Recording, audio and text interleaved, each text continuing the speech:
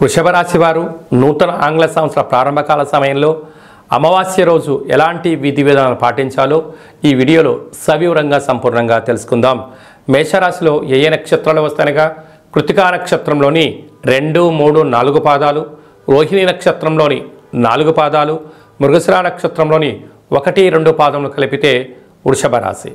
చాలామందికి పుట్టినటువంటి కాల సమయంలో డేటా ఆఫ్ బర్త్లు లేనటువంటి ఏకైక కారణం చేత పేరు యొక్క మొదటి అక్షరాన్ని అనుసరిస్తూ ఆ రాశిని తెలుసుకుందాం.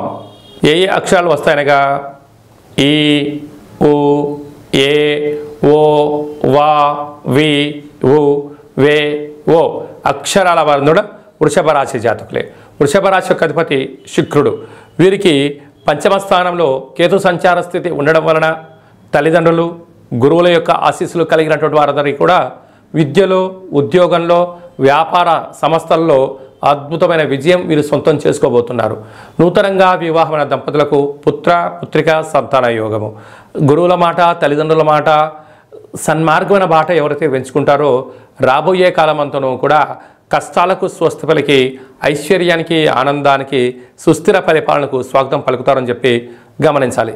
సప్తమ స్థానంలో బుధ శుక్ర సంచార స్థితి ఉండడం వలన విందులు, వినోదాలు, ఆధ్యాత్మికమైన కార్యక్రమాలు, నూతన వస్త్రాలు, బంగారు ఆభరణాలు, గృహాలు, క్రయ విక్రయాలు యోగదాయకమని చెప్పి గమనించాలి.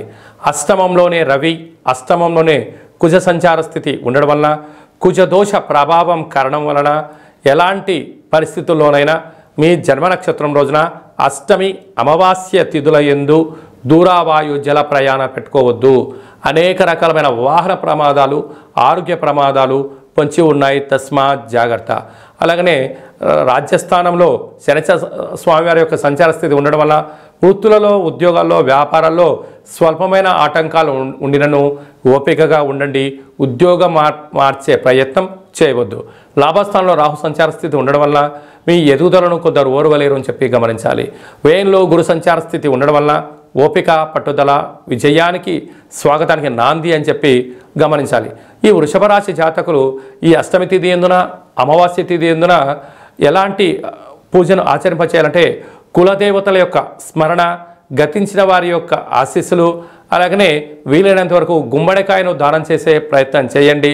సకలమైనటువంటి కష్టాలకు స్వస్తి పలికి ఐశ్వర్యానికి, ఆనందానికి స్వాగతం పలుకుతారు అని చెప్పి ఏమాత్రం ఆలోచించనక్కర్లేదు.